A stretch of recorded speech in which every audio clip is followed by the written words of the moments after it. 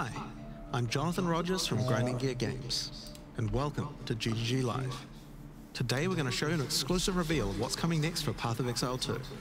Twitch drops are enabled on today's live stream, so you'll be able to claim your Sun Priest's Incineration rare finisher effect by following the instructions below. Now with that out of the way, let's get started. It's time to give you a teaser of what's coming in Path of Exile 2, the Third Edict.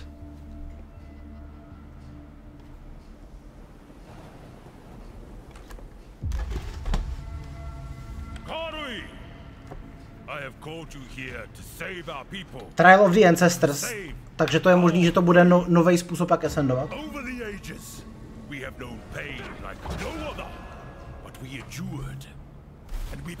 Pěkně Jadeovej. Now, outsiders dishonor our shores, and we have stood by, doing nothing. Bude to King's March nebo? Hear my voice, ancestors! Show us your strength! Show us the true way! I understand.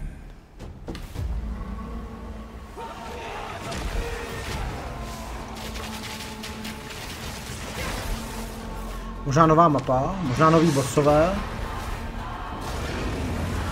Jsou určitě nový bossové v těch aktech. Hinekora, proti Hinekoře budeme bojovat.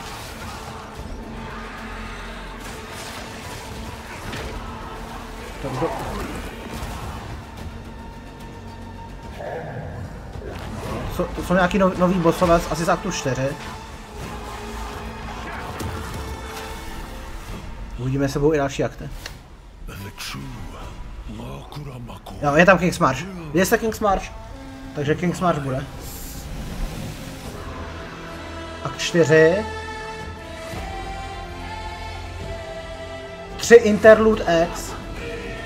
Nevím, co znamená Interlude. 24 nových bossů.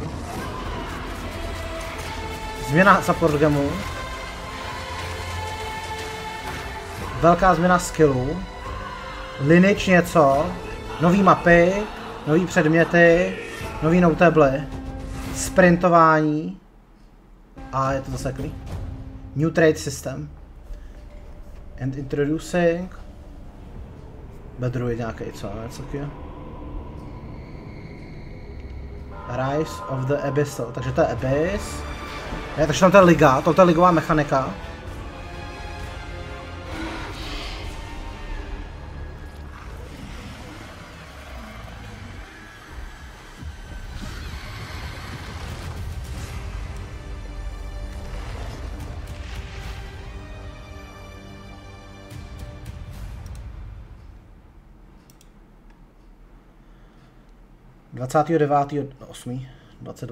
As you can see, there's a lot going on, and we have a lot to reveal today. Udělal jsem si bingo kartu, budeme očkrtat. Act 4, the next chapter in the Path of Exile 2 storyline. Takže očkrtávám akt 4. There's also 3 new interlude acts to get you to endgame, which means we're removing cruel difficulty too. To je dobrý, já nevím. We'll be going through the massive changes to characters. I'm super excited to show you how I've overhauled the entire support gem system, added new skills, and yes, there are buffs. Next, we'll go over the Rise of the Abyssal, this season's exclusive league mechanic, and talk about the new rewards, crafting systems, areas, and bosses that it adds. After that, it's on to changes we're making to the endgame. Then it's time to talk about items, crafting, and oh yeah, trade. That's going to be a big one. Ano, Asynchronní trade. And finish up with a live Q&A session where ZD will ask Path of Exile 2's game directors hodně věcí tady odsud bude splněné. Questions from Twitch chat. And after that, at 4 PM Pacific, hatch notes. They're not quite complete, but they should give you some nice details to chew on. Nekompletní patch noty. We've got a lot to cover today, but first, another announcement. When the Third Edict launches on the 29th, we'll be having a free weekend for Path of Exile 2. That's right, Path of Exile 2 will be free for the first time without requiring an early access key. The free weekend will end on September the 1st, so you'll have plenty of time to give the game a try. All right. Let's get started with Act 4. The story continues from the end of Act 3. Doyani has agreed to help you find an ancient weapon used against corruption, the instrument of the Third Edict. The weapon was broken in ages past, but he believes that the pieces may be found in the Karui archipelago, the home of the Karui tribes. You will need to journey to Kingsmarch. Kingsmarch, odškrtávám. Hire a ship and set sail. When you open the map, you can choose to sail anywhere you like. Act 4 is completely non-linear, and you can visit the islands in any order you choose. To je podobný Baldur's Gate 2. Will you visit the pristine beaches of Whakapanu Island? Whakapanu. The Karui whisper of a curse that afflicts all who travel there. Dobrý krabák. Is the weapon you seek. Pěkný krabáce. Or maybe you will visit the volcanic shores of the Isle of Kin. The Kin have been more restless recently, mining for sulfite and driven by some dark force. Perhaps you will choose to consult with one of the local Karui tribes. Their ancient wisdom could hold clues to finding the Third Edict. Člověk. No matter where you choose to go, you will fight dangerous beasts. Jo, ty monstry vypadá pěkně. Fairgrace. Artillery něco, transmute, skill něco. Jo, Hinekora. To není Hinekora, to je nějaký opečák. Yama. There are 8 islands to discover, each teeming with its own flora and fauna. Act 4 contains over 100 new monster types, 16 new areas, 12 new bosses, and plenty of other interesting encounters. There's a huge amount to show, but we're not going to spoil too much here. We want to give you a chance to discover it all for yourself. What happens after Act 4? Well, until now you had to repeat the entire campaign again before you could face the endgame. But after adding Act 4, the game is far too long to make you do that. We needed something else to do in between the end of Act 4 and the endgame. So what else could we do? Add 3 new mini-acts, of course, and we're calling them the interludes. The interludes are a set of 3 temporary side stories that will be included in the game until Act 5 is released, that will take you to level 65 where the endgame can begin. Okay. Ale proč ne? The first interlude sends you on a journey back to Obsah. Tohle to pro mě znamená, že to bude akt 1, 2, 3 a potom nový. Takže za mě dobrý. But there's a new danger afoot. The nearby town of Holton is surrounded by an impenetrable darkness, and each night their corrupted townfolk emerge to raid the local farmlands. You will discover new areas and new bosses. A to je Vorana. Find your way through the darkness, uncover the source of corruption. Soon you will serve our master and defeat it. Yes, I shall dance. Dobrý Varány. Jenom se mi zdá, že všechny ty píšely jsou stejně velký. The second interlude will have you return to the Vasteri desert where Asala has been given a sacred duty. When the skies align, the gifting of water requires a chosen Sekima to meet with the Selkari, guardians of the sacred water, but they're nowhere to be found. You will need to track down the Selkari. Find those responsible for disrupting the gifting. Fight even more new bosses. Discover the secrets of the ancient ritual. Discover new locations. And ultimately help Asala carry out her sacred duty. Now for Interlude 3.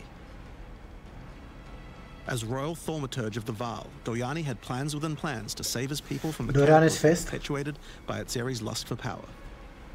One such plan involved sealing a group of willing Val deep in a great mountain vault near the home of the Asmeri, deep enough to survive the cataclysm. Even though thousands of years have passed, he believes that their descendants may still live, and may be key to defeating the beast. The journey up the mountain will be dangerous. New foes stand in your way. And the further up the mountain you venture, the colder it will become. Explore caves of ice and enter the vault itself. Who can say what you will find within? The interludes are 6 to 7 areas each and generally include 4 boss fights as well. When you put that together with Act 4, that adds up to 35 new areas in the campaign and 24 new bosses. It's worth making clear that the interludes are temporary. When Act 5 and 6 are added, the interludes will be going away. These are side stories after all, but don't worry, the bosses and areas that make up the interlude are all part of the endgame. We're not just going to throw them away. Musím říct, že to... We don't need cruel difficulty anymore. Tím, že to je dočasný, tak mě celkem láká si to vyzkoušet. but we do also have another new feature to address that particular concern as well. So let's talk about sprinting. Okay. In 0.3.0, when you hold down the dodge roll button, your character will go into a sprint after they finish the roll. This is available on all character classes, and there's no limitation on how long you can sprint for. The primary purpose of this feature is to make navigating areas faster when out of combat. Because of that, if you do take a hit while sprinting, you'll fall to the ground. The best idea is to use a skill when you see monsters. That'll break you out of the sprint so you can engage with no danger. If you do need to run away from monsters, just hold spacebar. You won't be vulnerable during the roll, and you're faster while sprinting than basically any monster in the game, allowing you to retreat from combat. Sprint is a pretty significant change to PoE2's gameplay. What I like most about it is that we can accelerate the pace of the game for those who want that, without having to compromise on PoE2's more visceral combat systems. So that's the new extensions to the campaign, but there's a whole giant league to play through as well. I'll leave that to Mark to talk about later. And that's because what I want to talk about now is the new stuff for your characters. And probably one of the biggest new systems here is with the support gems. Now, support gems are one of the most interesting elements to creating a build. They're what enables so many interesting mechanics and different ways to play. But PoE2's support gem system has just never been quite right. One of the major issues is the limitation of only having one support gem of each type on your character. Tohle byla ta věc, kterou jsem věděl předem, co někde uniklo. Most powerful supports in every skill. The problem with this design, though, is that it's actually working against using multiple skills in your build. If you can only use each support gem on one skill, it means that you're encouraged to go all in on that one ability. And we want to encourage you to combo your abilities, something needed to change.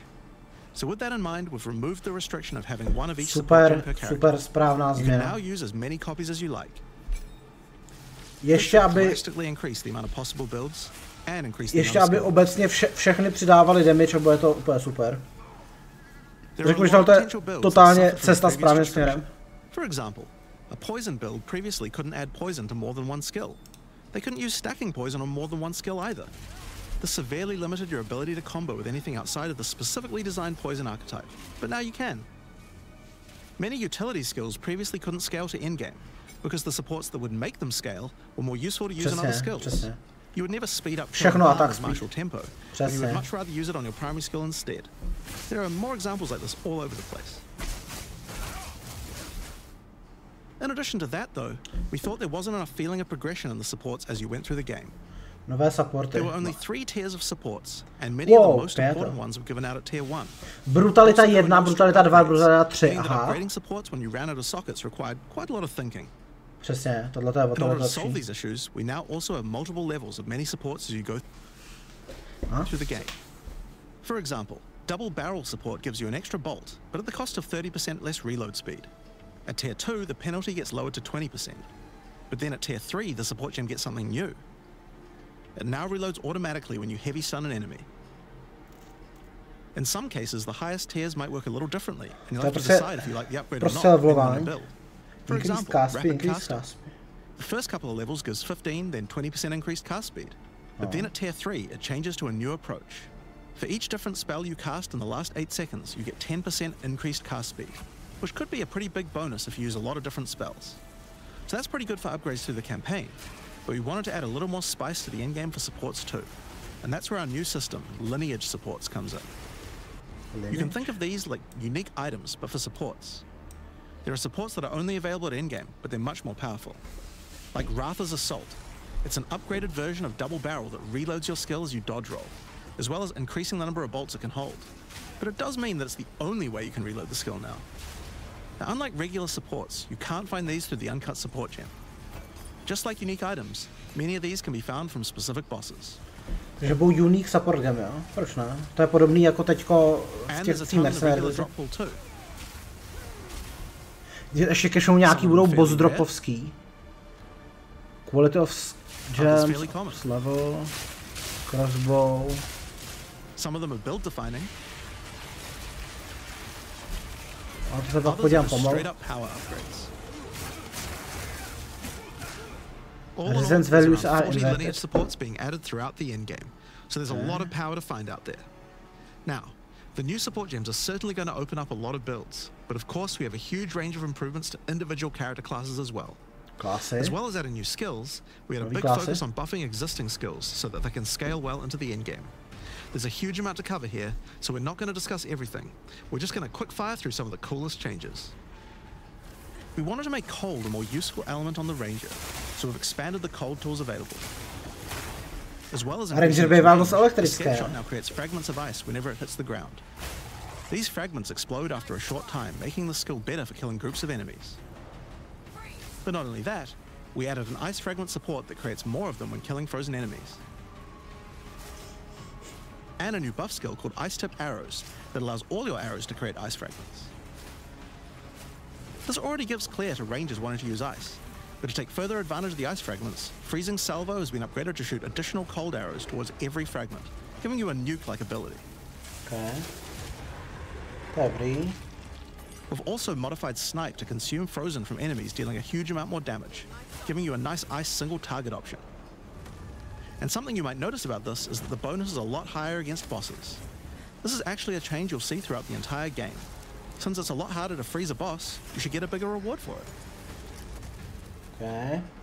Another theme you'll see throughout the game is making movement feel better. Toxic Growth is a skill that was pretty cool, but a bit annoying to use with the jump that it had. Now Toxic Growth is a rain skill, so you can spam it more easily. Rain skill. And we've also added a new poison skill while we were at it, called Toxic Domain.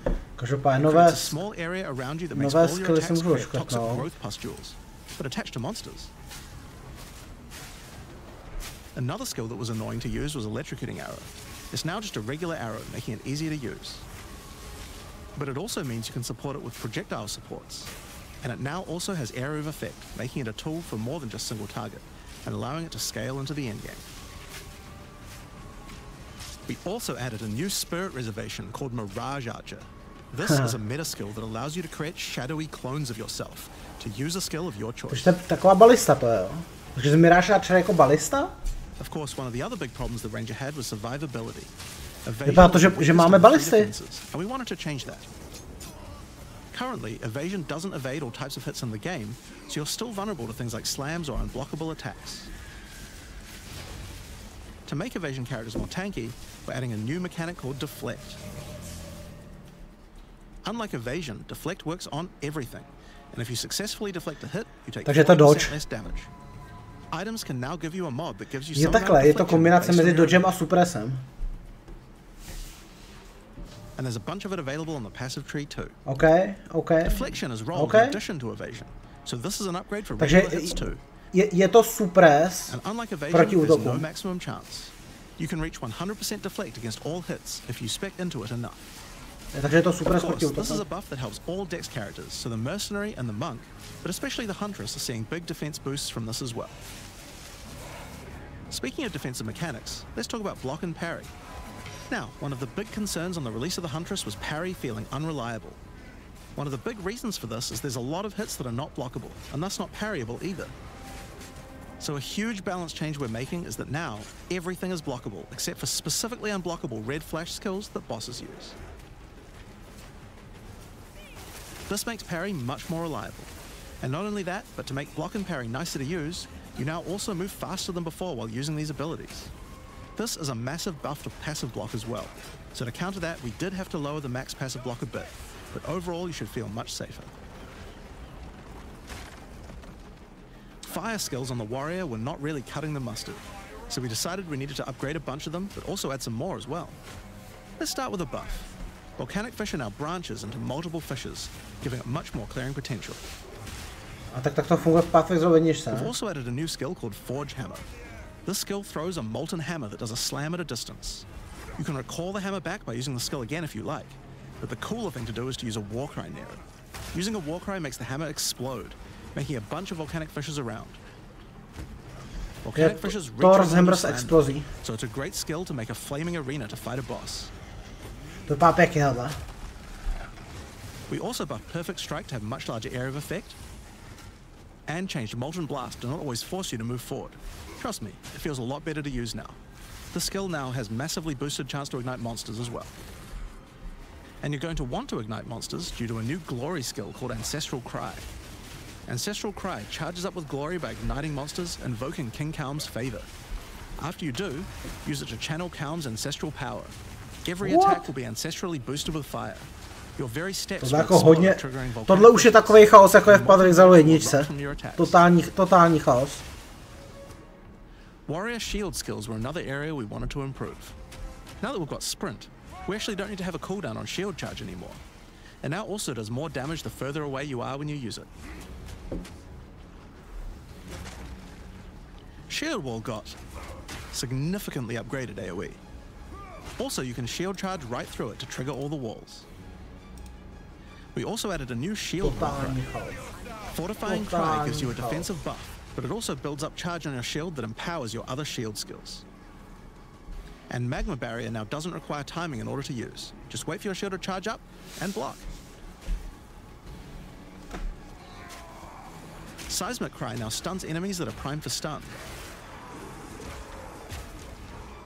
And we changed the Sunder interaction with Armor Break. It now also gives a Sundered Armor debuff that makes enemies take 40% extra physical damage. Great for bosses. Ancestral Warrior Totem's undergone some pretty significant changes too. We wanted the skill to feel more like using an ultimate. That summoning an ancestor to fight for you was a big deal. So we've changed this totem to require 3 endurance charges to summon, and massively buffed its damage. It also now scales your weapon damage too. Since there's no limit anymore, if you build around generating endurance charges, you can summon an entire forest of totems. Okay.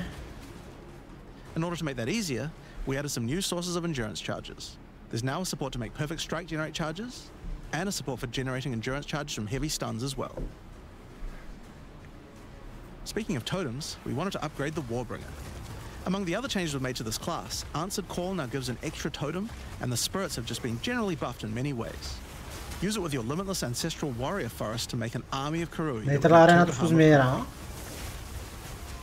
We've also merged the Great Wolf Howl and Warcaller's Bellow support, so that you can get all the benefits with 1 point. And Encased in Jade no longer removes the Jade when getting hit, making it a much better defense. Jade. Next up, let's talk about accuracy. Accuracy was always intended to be something that warriors didn't need to care about very much so long as they're in close combat. But unfortunately, that's not currently the case. This was particularly annoying with skills like Bone Shatter, which you certainly don't want to mess with. So we significantly buffed your chance to hit at close ranges when you don't have much accuracy. Warriors shouldn't require any accuracy investment in order to hit with close range attacks now. We also wanted to improve armor. Now, one of the major weaknesses of armor is the inability to defend against elemental damage. In order to mitigate this, we're adding a lot more of the stat that allows your armor to defend against elemental damage.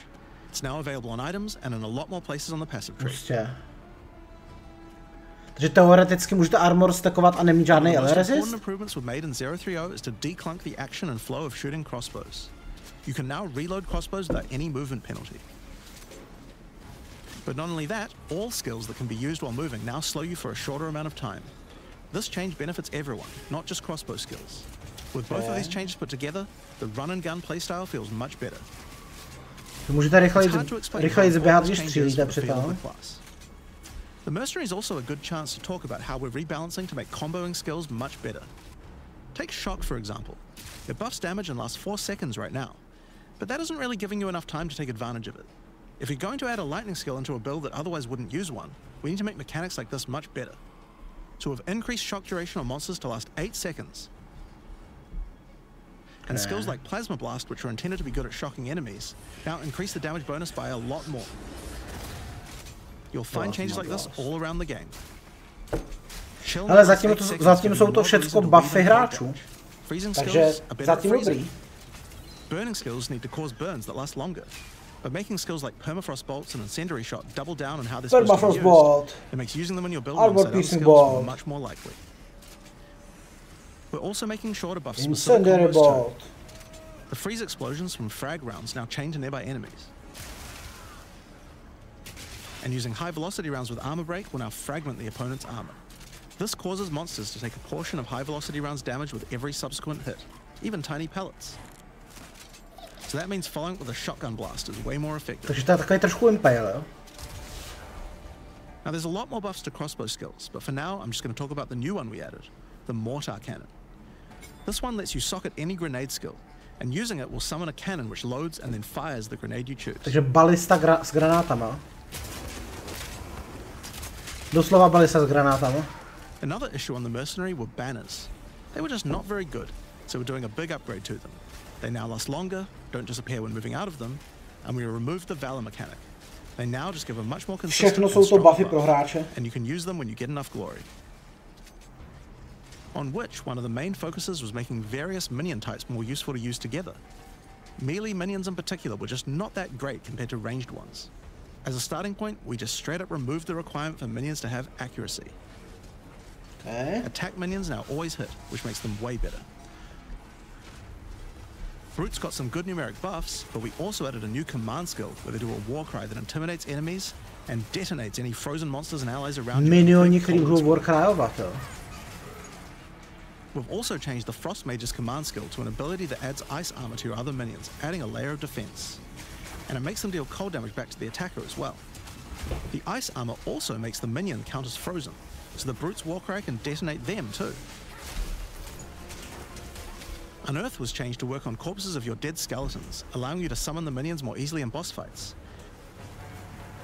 And they also got a new jump ability, allowing them to get into combat faster. Ray's Spectre was also feeling pretty weak for the spirit cost they have. To be honest, we were a little afraid of these when we first balanced them. We've both decreased the spirit cost for a large range of monsters, and we've significantly increased Spectre damage too. Takže velký buff Spectru. Víc Spectru a silnější. There's also a lot of new spellcaster weapons with newer cult skills. But I'll just talk about one of them that I thought was particularly cool. Hodně The nových Reaping skill. Staff is actually a wicked scythe that gives you a new ability called Reap.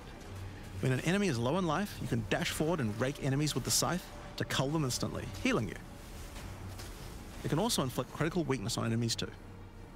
Now, there's a lot of balance changes in the Witch's Ascendancy classes, but I'll just talk about two of them for now.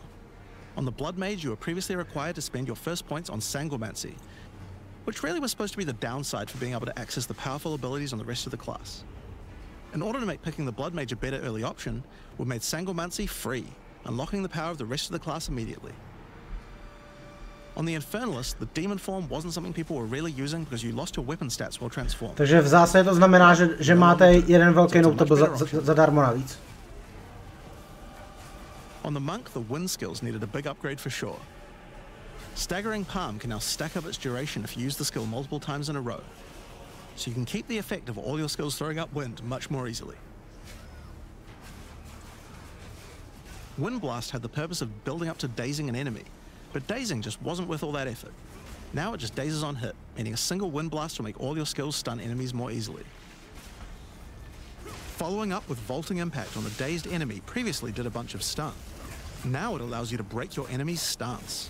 When their stance is broken, following up with a fast attack will do way more damage. Strašně moc speciálních pojmů, prostě stance breaking, dazed, stance. Now we just didn't have a real way to make it viable. Well, that changes now. The Monk, as a true martial artist, now has the ability to learn the Hollow Palm technique, a keystone that lets you use all quarterstaff skills while unarmed. All quarterstaff attacks now have a special unarmed version, and you get further bonuses to all your attacks from stacking Energy Shield and Evasion on your character. Energy Shield stackování, to bude, pokud neudělají fakt změnu v Energy Shieldu a lifeu, tak to bude problém. To bude příliš mocný. This changes Mana Leech to work with elemental damage instead of physical, which is pretty useful for all those elemental attacks the Monk has, but it works well for the Ranger too. Now, one of the least used Ascendancy class in the game is the Acolyte of Chayula, so we knew we needed to make some changes here. One of the key things we had to do was make the chaos damage that the Acolyte can do much more useful. So we've added a new skill, allowing chaos damage to ignite, shock, chill, and freeze, embracing the elemental prowess of the Monk in a truly chaotic fashion. In addition, he can make all of his chaos damage leech. And we've buffed Into the Breach and Embrace the Darkness by moving the effects of the 4-point nodes into the base skills. He also gains a new notable, Grasp of the Void, which leaves void illusions behind you as you dodge roll. If they're killed, they do massive explosions of darkness, dealing damage to everything in sight. Co to jsou za nějaký mega charge? Let's talk about sorceress skills. One of the things we wanted to improve on the Sorc is the ability to use multiple elements together more effectively. Now, this might seem small, but one of the things pushing you towards using a single element is debuffs like elemental curses, which lower resistances of a single element. In order to fix that, we're making quite a lot of game-wide changes to these kinds of mechanics to broaden what they apply to. So for example, there's no longer 3 curses for fire, ice, and lightning. Instead, there's just a single curse that buffs all 3 at the same time. Okay. And things like Frostbomb, which gave you cold exposure, now give elemental exposure. You can use it to buff any of your other skills. We also wanted to make switching between different weapon sets smoother. So you can use. Mně se fakt nelíbí, jak je tohleto všechno. To vybavení, jak je všechno hnědošedivý. Fakt všechno, kromě pár věcí. Jenom ty prsteny a já všechno to hnědošedivý. Jsem hnusný. We wanted to add some specific mechanics that work between different elements, and that's where elemental infusions come in. Certain skills can now drop elemental infusions. For example, when a frostbomb explodes, it leaves behind a cold infusion on the ground. After picking it up, you can spend it on one of any number of different skills to transform how they work. Spark will create a nova of cold-infused projectiles. Ice Nova will leave a chill area on the ground. Dočasný edit flat damage. Jo? And we also added a new low-level skill that fires ice shards. Use it with cold infusion though, and the ice shards will explode. Takže s různýma sklama to funguje. Lightning infusions when you cast enough spells near it. And that's all spells, by the way, not just lightning. Once you have one, you could cast a lightning flame wall, which adds both fire and lightning damage to all the projectiles. Lightning flame wall. Or power up Ember Fusillade with lightning, which will generate arcs to nearby enemies as each fireball hits. Or maybe go lightning on lightning with arc. This skill is now a projectile, and by infusing it, you can go full Palpatine. Arc je projectile teďko. Get fire infusions by blowing up monsters with living bomb. Then use them with Comet to summon a giant fire meteor from the sky. Or use it with Firestorm, which transforms it from a small area into a much bigger one. Firestorm is unique in that it can be infused by multiple different elements at the same time. Add an ice infusion to rain down ice at the same time as the fire. And add lightning to add deadly strikes from the heavens into the mix. Diddly diddly. Or use it with all 3 to generate a storm that is truly apocalyptic. Vypadá to mocně, no. Teď jde jenom o to, jak moc to bude dostupný. Snap. Previously you could use it to shatter ice, but now it works to detonate all of the different elemental ailments. Bude problém, že buď to nebude dostupný a skoro se s tím nesetkáte, nebo to bude moc dostupný a bude to skoro na všem. You can now also use it on Orb of Storms and Solar Orb to detonate those as well, which means you can create many infusions at once. We also have a Spirit Reservation skill and a support gem to help generate them too. On the passive tree, we've added quite a few new keystones to the Sorceress section. Here are a couple of examples. The Black Flame Covenant keystone converts your fire spells to chaos and causes your ignites to deal chaos damage. Your fire spells and ignites will also turn purple. The Ritual Cadence keystone causes your invocation skills to trigger more times. That makes them trigger periodically over a longer duration instead of one. Invocation je vyvolávání, že? Now, in addition to skill changes, we've added a lot more options for the passive tree for each class. Overall, there are more than 100 new notables on the tree, usually around 20 per class, along with smaller clusters as well. Check out the old version, and here's the new version. It's a lot more dense, and there's more interesting nodes than before. Potřebuju tam životy a potřebuju tam rezisty. Now, we probably can't go through too many of these in the live stream, so I'll just show you one from each class's area of the tree. We tried to be a lot more thematic with the new nodes. So for example, the Molten One's Gift. It lets the benefit of armor break apply to rezisty.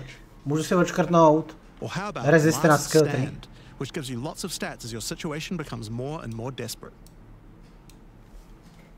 A lot of these have themes aligning with ascendancy classes.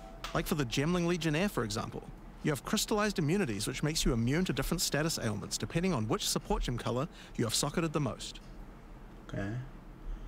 Another ascendancy class aligned notable is Sanguimatic Rituals. It allows arcane surges to generate life instead of mana, unlocking that support gem to be used with the Blood Mage Ascendancy. In the Sork area, you'll find these Archon nodes that allow you to convert all of your elemental damage to a specific element. You become a Lightning Archon when you spend enough mana, after which all your skills will be converted to lightning, and you will do extra lightning damage as well. We have ones for cold and fire too, with different triggers. Here's another cool one. Elemental Practitioner gives crit bonuses if you've triggered a skill recently, while also making crits generate more energy for triggers. Or maybe you'd like the Great Boar. It gives you a reason to stack dexterity to make you tougher, giving a bonus to life and stun threshold. Life per dexterita. No, vydá, ale tak to si taky můžu odškrtnout. Life na skill tree. Now another major change is attribute requirements. We felt like players probably had a few too many nodes and attributes and not enough in interesting passives. So we lowered attribute requirements by 25% across the board. To je dobrý, takže všechno je to jednodušší. Přesně, to je velká zlepšení. These are just some of the cooler ones we wanted to show off. But I'd say that's just about enough for now. We're not even half done yet. So I think it's time that we talk about the League, the rise of the Abyssal. And to do that, I'd like to hand things over to Mark. As you just saw, even though there are major changes to the campaign for this update, we want to make sure that every time you come back for an expansion, each area feels different with something extra going on. It is really important to make sure your experience when returning between expansions is fresh and filled with new content. And the way we did this was through leagues. Every expansion we make has a league, which not only has a fresh economy, but also has new content exclusively available in that league. So, let's delve into the details of what Path of Exile 2's first official league is bringing to the table. The Abyssal are a race that have mastery of forbidden magics and necromancy. They were thought to be extinct, but have merely been biding their time underground. You first encounter signs of the Abyssal in Clarefell, where you discover that during the night, weaker members of the Undead Legion have been attacking the encampment. The townsfolk require your help to investigate where the monsters are coming from and put a stop to their attacks. Out there, ancient creatures, lurking beneath the surface. As you proceed through Rayclast, you'll find fissures in the earth connected to larger pits. The monsters normally inhabiting the area are being affected by it, harmed by it even, having their souls eaten to strengthen the Abyssal underground. As you defeat the monsters, tohle bude zdržovat průchod příběhem. Angered by you killing their food. Once all those fissures have been sealed, the pit activates, and more Abyssal pour out. This is where the larger and more dangerous monsters reveal themselves, as hordes of Abyssal spew out from the pit to take your soul. Abyss vypadá líp, teda, než v pělvěnice. Podstatně líp. If you kill a magic pack, then magic Abyssal arise. If you kill a rare, then a rare monster will emerge from the pit, having absorbed some or all of its modifiers for itself. Takže zdvojnásobení This počtu means the monstrů. monsters emerging will generally be more difficult and more rewarding, as each modifier gives better rewards. If you are able to kill them all, the pit will seal shut. As each pit is closed, it reveals a potential reward. Abyssal troves will rise up out of the pits, allowing you to get some epic loot. Areas often contain many pits, with many fissures, and the amount goes up as you progress through the game, getting more intense. It doesn't stop there. When monster mods are absorbed, they have a chance to become infused with the dark necromancy, transforming them into abyssal modifiers. For example, you defeat this monster with the Mana Siphoner modifier. Their soul is eaten by the pit, and a rare monster emerges. The Mana Siphoner modifier has transformed into Soul Siphoner, and is now amplified in damage and reward. To je Arch Nemesis, to je na podělání. To je Arch Nemesis. Abyssal pits also interact with other monsters and mechanics. If you defeat a rogue exile that's near one, it'll be revived as a Lichborn that has multiple Abyssal modifiers. Lichborn? Lichborn exiles even have their own unique jewel they can drop, if you are lucky enough to encounter and kill them. If an Abyss spawns near a boss, killing it will summon a gigantic Giga Larvae creature. Monsters imprisoned in essences near Abyssal pits are affected by the Abyss too. They will come with an additional new essence item that can be used to craft your items. Essence of the Abyss? So, bude to that's Abyssal your bread and socket butter of the Abyssal League. Kill surface-dwelling monsters, kill the emerging Abyssal, close the fissures, overcome pit encounters. Zaškrtávám Ligová mechanika z PO1, je to podobný. There's a lot more to this league, however. As you complete Abysses, you can find ancient pieces of bone, preserved from the remains of fallen Lichborn. Takže to bylo se fragmenty nějaký, These jo? are one of the many rewards for your mission to seal the pits. Jawbone. You Desecrates can use rare this on a rare item to imbue it with abyssal magic. adding a special hidden modifier to your item. But how do you reveal it? Okay, takže to je In Act anulování. 2 of the campaign, you'll encounter a new area. This area is overrun by the Abyssal and the Lost Men. After clearing through this area, you'll find the Well of Souls, a giant cavity with a massive vortex of souls swirling beneath you. So how do you reveal the mods on your Abyssal-infused items? Obviously, just throw them in, right? Yes, that's exactly what you do. Before throwing it in, you are given the option of how you want to transform it, in the form of a choice of 3 different modifiers. Standardní unveilování. Once you've chosen your desired mod, throw it in, where it will absorb the power of the souls, and the ominous creature will then retrieve it for you. Tady si zaškrtnu craftování z POE jedničky. Toto je craftování z POE jedničky. That cannot normally appear on items. During the campaign, you can use it as a way to more easily add useful existing mods, but during the endgame, there is a whole set of new and powerful mods you can add to your items. Like this mod for crossbows, that allows you to place an additional ballista totem. Kraken core. Or this one, that adds spirit to your staff. Or this one, that allows you to generate more combo with your quarterstaff skills. Musím říct, že mě to začíná mnohem víc navnazovat, než jsem byl před půl hodinou. You can also use the system to craft waystones. With a preserved vertebrae fused into your waystones, you can get some new modifiers that push difficulty and rewards to new heights. Here are some examples of those mods. Soul Eater. You always get a choice of 3, so you can avoid anything you don't think your character is capable of. Soul Eater, Union of Souls, to jsou prasárny. With this modifier, the natural inhabitants of the area are all spawned near abysses. And there are up to 9 additional abyssal pits in the area, making it just a full-on abyss ruckus. Or this one, which causes the final abyssal pit in the area to always result in a boss encounter, be it either one underground or one that emerges out. Dark Domain. There are dozens of these waystone modifiers in total you can get from this crafting. That covers the new crafting mechanic. So what's left? Well, we talked about how when closing pits you can get abyssal troves, but sometimes when closing an abyss, you'll reveal an underground cavern that leads to the abyssal depths. After jumping into the depths, you'll find an abyssal city, swarming with legions of the undead. When underground, every single rare abyssal enemy will have an abyssal modifier. And at the end of the dungeon, you'll even find a rare with a more powerful Lichborn modifier. Once you're able to defeat this powerful rare, you can also find some nice rewards. Aside from the entire area being valuable due to the abyssal modifiers on the monsters, it has its own specific drops too.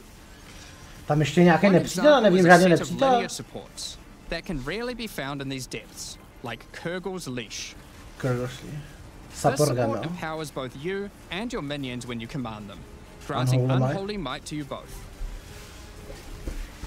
To je nějaký fyzis extra chaos. Another depth-specific outcome is a set of omen-like items that amplify your abyssal crafting. Additionally, we're adding some new socketables that can drop from the abyssal depths. Take Ullaman's Gaze, which can be socketed into your armor. These are a bit special in that you can only have one equipped at a time, but give some pretty powerful effects. Je to jakoby jewel, ale je to runa. Unique socketable for your equipment. In the endgame, where you can still find depths, you also start to find a different type of underground chamber. In these areas, you'll find an ancient spire, a device being used by commanders of the abyssal factions to plunge Rayclast into a lightless void. Jako Ligová mechanika, no to potřeboval. Kill this commander and destroy the spire. Toto strašně potřebovalo Ligu. There are 4 bosses in the Abyss League, and there are some pretty cool unique. Darkness Enthroned? Yeah. An example is this belt, Darkness Enthroned. It has 2 sockets. But hold on, socketables don't work on belts. Unique známý z PO1. This belt has a special mod that allows it to count as a different slot for the purpose of socketables. This one, for example, counts as a helmet. I kind of want one that counts as a body armor. I wonder how rare that one is. You can also find this unique jewel, Undying Hate. This jewel transforms part of your passive skill tree into an abyssal version and has multiple depths. The deeper it goes, the more of your passive tree is affected, allowing you to fulfill your fantasy of becoming part Abyssal Lich. Now, the last thing that Abyssal commanders can drop is a Finger of the Lich. But what use do you have with a random undead finger?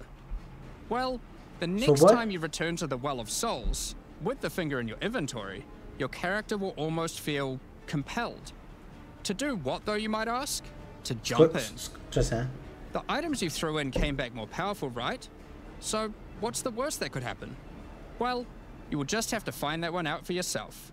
To bude nový boss. Along with the introduction of Act 4 and the interlude, we will be adding 25 new endgame maps. Ano, to se taky odškrtnu. These maps will contain all the new monsters and bosses we're adding. 24 je fakt hodně. Kolik jich bylo doteďka tam existovalo? 10 třeba?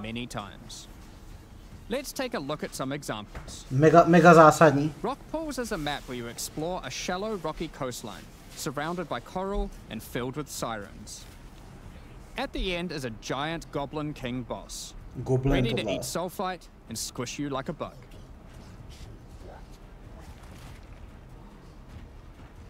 Holton is an Ezomite township which has seen better days. Explore and clear the township to find a gothic, Reaper-like boss, with the ability to manipulate storms and fry you with both lightning and wither you with chaos. Given some of the new bosses added are a bit more epic, such as the Act boss and final bosses of each interlude part, it would be a bit of a waste to just use them as regular map bosses. Instead, we'll be adding some new mechanics to the Atlas that use them. Teleporty, jsou to teleporty. They start appearing pretty fast into the endgame and will help bridge the gap until you do your pinnacle. Zdá se mi, že na těch map je víc, že tam je větší koncentrace těch map. In the desert biome, you can encounter a wild sandstorm. 3 maps around the sandstorm contain a device you must activate. Upon doing this, the sandstorm's magic is disrupted, revealing the map inside and allowing you to access it and find the cause. This presents itself in the form of a boss, similar to the existing Citadel bosses. Tady si můžu odškrtnout nový endgame bossové. Faradin Swordmaster, who has been blessed with the power of a time gem, allowing him to take his swordsmanship to the next level by replicating himself, maneuvering rapidly, and severing the fabric of time itself with his powerful slashes. In the water biome, you'll encounter a giant maelstrom, Interlude endgame, where one of the maps surrounding the water biome connects to it, but the connection is obscured. You must run the maps nearby, hoping to find a beacon, which will remove the maelstrom and reveal the connection to that map. Another example is this Vaal vault in the mountain biome. But how do we get inside? Running the adjacent maps to it will yield a key, which you can then use to gain access to this vault. Or, you could just trade for one, I guess. Use the key to dispel the powerful force field surrounding it. Byly tam Thunderfisty. Thunderfisty existují v Exile 2 nebo ne? These all contain Uber versions of the Act 4 boss, and the bosses at the end of each part of the interlude.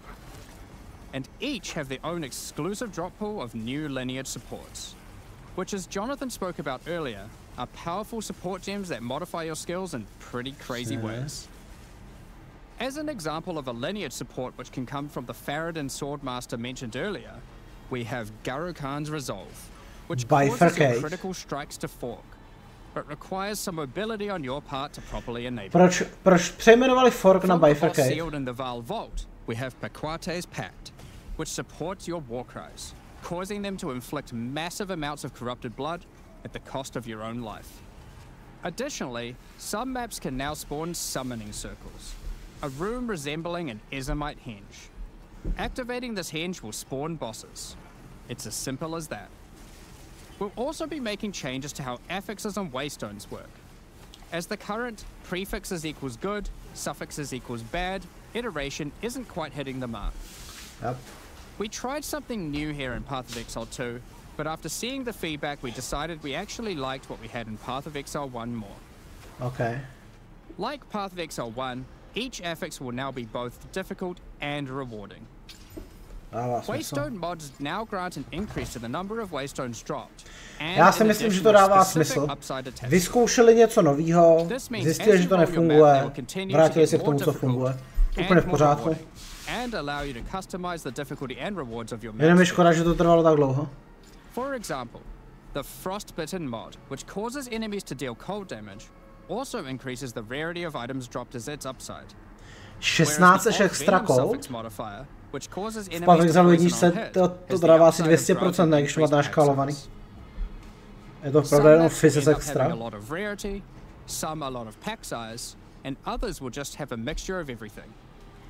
Jasně. Revives available 0. Jo, to je takový to, že čím máte vyšší tier map, tolik máte portálu, ne? Něco takovýho. Ritual, pinnacle content, and others of the sort.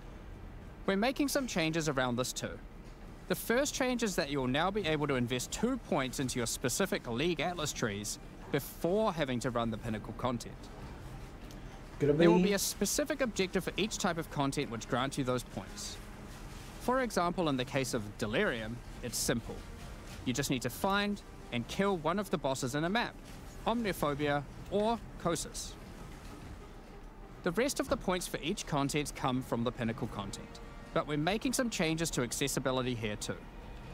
Currently, access to most pinnacle content requires the same key at the easiest and most difficult version of the content. This creates a negative feeling where at lower difficulties, instead of you're often better off just selling it to someone who can run it at maximum difficulty. To address this, each content will now drop splinters, which will not form into singular items. Jo, takže základní spotřebuje 100, větší potřebuje 300. You can now just bring your splinters. Upon inserting the splinters into the realm gate, an interface will appear, allowing you to pick your difficulty, and you'll notice each difficulty has a different entry cost. This means if you want to run easier difficulties, it costs less, which also allows you to run this content much sooner into the endgame. Because these encounters now just require splinters, their corresponding Atlas tree no longer affects the difficulty of them, and has been changed to purely affect the content and maps on the Atlas. The Arbiter of Ash works a bit differently. Instead of requiring splinters, he still needs crisis fragments. We now have only 2 difficulties of the Arbiter. The first, requiring the existing fragments obtained from citadels. The second, Uber Arbiter, requires calamity fragments. These come from citadel bosses also, but only once you've allocated the maximum number of points in your boss Atlas tree, ensuring those citadels are at their highest difficulty level. Since we're talking about pinnacle content, we also felt that the leveling curve in the late game was a bit too steep. We've smoothed this out a bit so that it's easier to get to the mid-90s. We've also added some rychlejší levelování. To je taky dobrý. Do středních 90. Thunderfist, já jsem říkal, že to jsem viděl. Granting the ability to call down the storms themselves on enemies you hit. Put simply, literally every monster you hit with your unarmed skills will be struck by powerful lightning.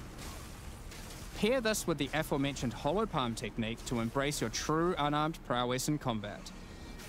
Another unique we're adding is Henekura's Sight. Equip this amulet to be granted the power of the Mother of Death herself. This is reflected by granting you a skill called Foresight. While you have Foresight, your dodge roll no longer avoids hits.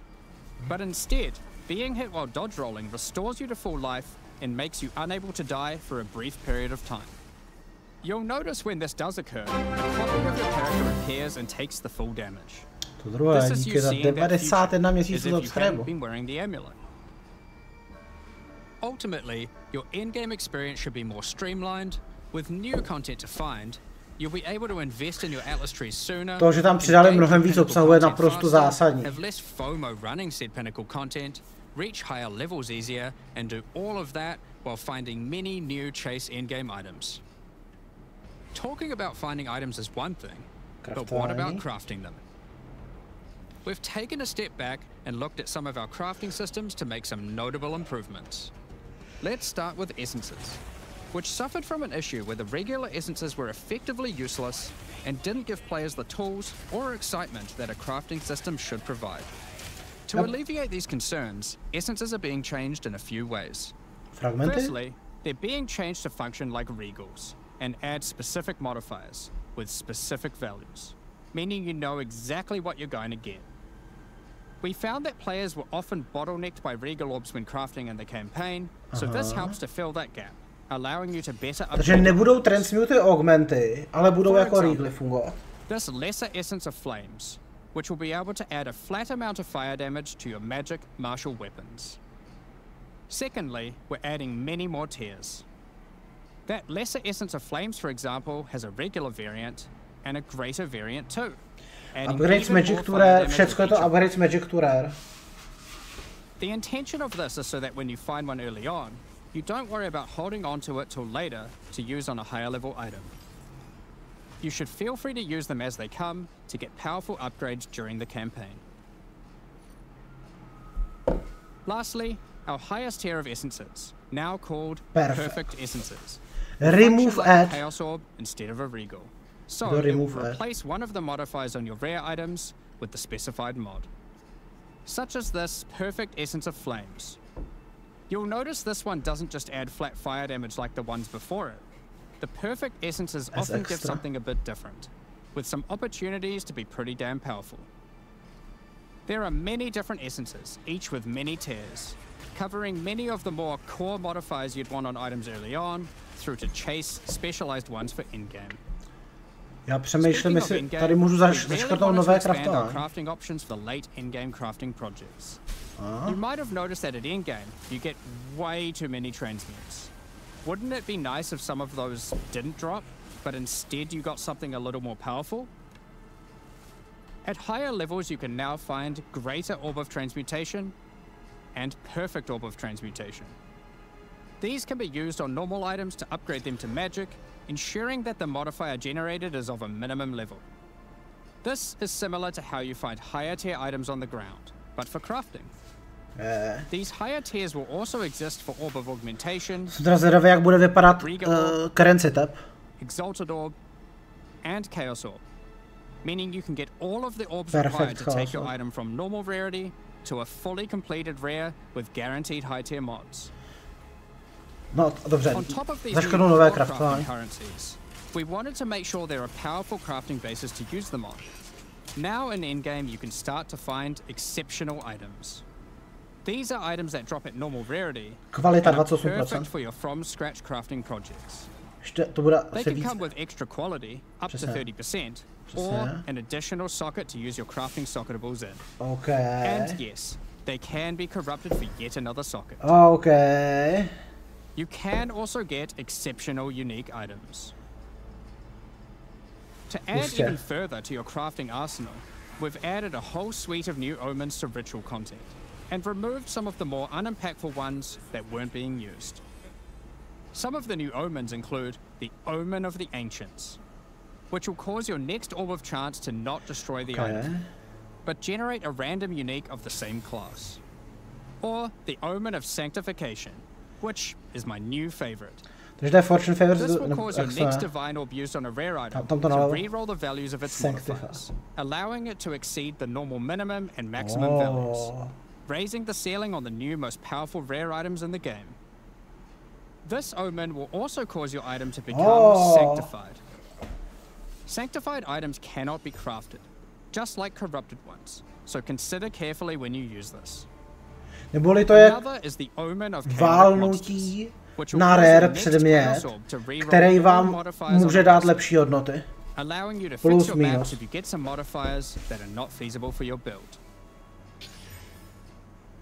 Rozhodně toto je nové craftování. There is a huge variety of new omens for you to discover in your ritual encounters. With the release of Act 4, notably taking place in the Karuri archipelago, you'll be able to now find a new currency item, Henikora's Lock. Henikora, the Karuri goddess of death, has the power of foresight and is able to see many futures, including the outcome of your next craft. So, imbuing her lock onto an item gives you that same power too. For example, you'll know whether or not to use an exalted orb on your item, as you will know exactly what the outcome is. So, with all these new crafting improvements, it's safe to say you're going to be making some epic items, and not necessarily just ones for yourself. So given that, it's time to talk about a massive one. Trade. Tradování mezi zónami. It's finally here. The moment we've all been waiting for. Fully asynchronous trade. Over the years, the way players trade with each other in Path of Exile 1 has morphed from using the forums, through to the in-game chat, all the way through to using the website. These systems, in all their iterations, work for a while, but with each iteration, new problems eventually reveal. A můžeme se na tohleto těšit v Path of Exile 1 za 4 měsíce, za 2 měsíce. Už se na to těším. Pokud to nedostanou do POE 1, tak je sežerou hráči. In order to finally solve this, and this has been a long time coming, we're adding a new system that allows you to buy items from other players without requiring the seller to be present. They can continue farming, killing monsters, AFK toto je tradování mezi zónami. And can even be offline. With the introduction of King's March in Act 4, you will encounter Ange, assistant to Bog in the Meridian Free Traders Company. Over the last 2 decades or so, since Path of Exile 1's storyline, Faustus has handed down his knowledge and expertise to Ange, and she is now ready to take over his business. If you have a hideout unlocked already, you can immediately invite her there. If you don't have a hideout yet, you will need to acquire one.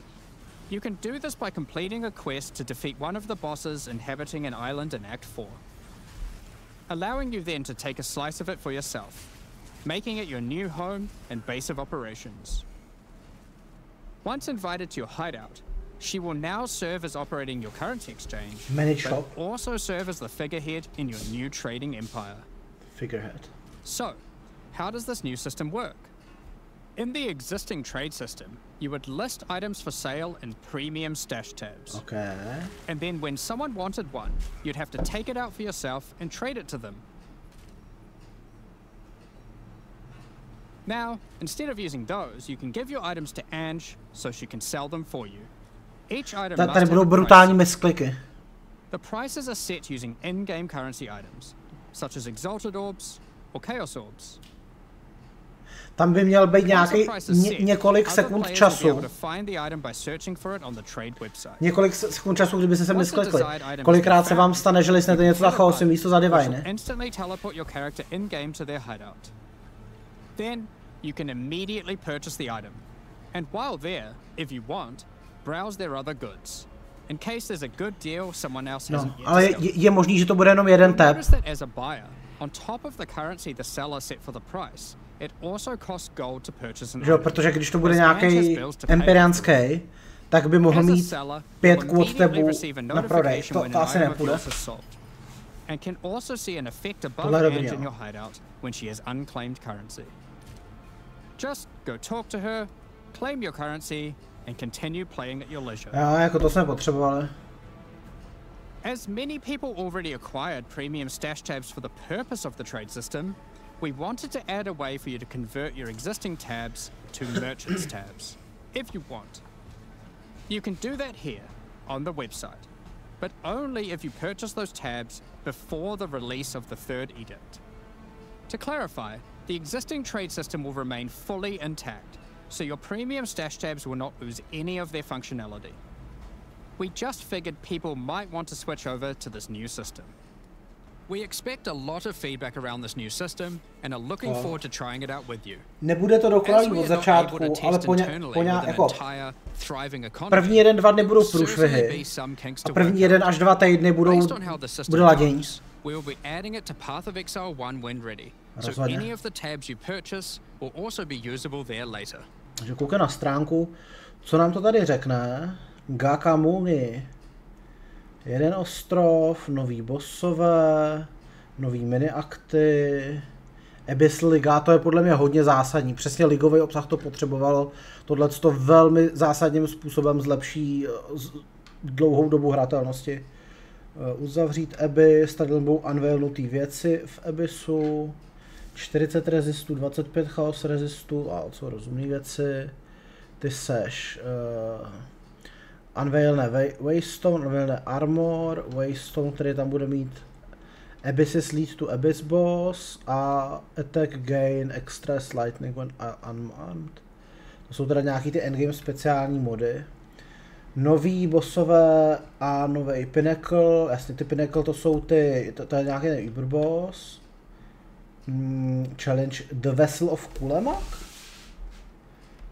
Destroying Ancient Spire reveals Finger of the Lake. To znamená, počkej, tak tady to spoilujou? Protože tady ve videu říkali, no to budete muset přijít na to sami, co se stane, když skočíte dolů. No a evidentně dole budete bojovat s Vessel of Kulemak. A Vessel of Kulemak je zajímavý, protože to může být něco mezi Válveslem a něco mezi Kulemakem, ale řekl bych, že to bude asi velmi podobný Válveslovi. No a tohle je teda Darkness Enthroned, který bude mít měnitelné, budou mít varianty, které budou říkat, že ty daný sokety se chovají, jako by to byl body armor nebo helma nebo něco takového. Ty seš speciální teda, říká tomu Abyssal Eye, s tím, že to je soketovatelný tohleto. A Omen of the Echoes Inventory next time reveals the secret you can reroll the options once. Takže když se vám tam nebude něco líbit, tak můžete unveilnout znovu. To je super mega mocný. To pravděpodobně bude drahý. Možná, že ne v této lize, ale v dalších ligách to bude jako už toho bude míň a v tu chvíli to strašně naroste na ceně. New feature Sprint, to je super věc, hromada support gemu. Řekl bych, že o strašně moc buffech mluvili. V zásadě žádný nerfy si takhle z hlavy nevybavuju. Takže hodně buffování, hodně, to je dobrý bych řekl. Vyšší týry těch craftovacích věcí, to fakt by mě zajímalo, jak bude vypadat currency tab. Nový předměty, hele, počkej, to jsme ani neviděli, ne? Marojerky. Thunderfisty, jasný, Marojerky, jasný a Totemic Great Club, Crushes Enemies on. Takže toto je normální base, zatímco tohle jsou uniky. Endgame Maps, mnohem víc, 25 je mnohem víc. Endgame Encounters jsou ty bossové nový. Lineage Support Gems, to jsou teda asi unique support gemy, takže to bude především tak, že nějaký z nich teoreticky může být velmi drahý, takže to bude především ekonomická věc a asynchronní tradování je hyper. Super, Third Edict, tak to je výborný. Podíváme se teda, jak nám dopadlo bingo. Nová klása, to je zajímavý, žádnej druid nic, co? Životy na skill tree jako tam úplně přesně nebyly, ale trošičku se tam na nějakém deckstackování objevilo.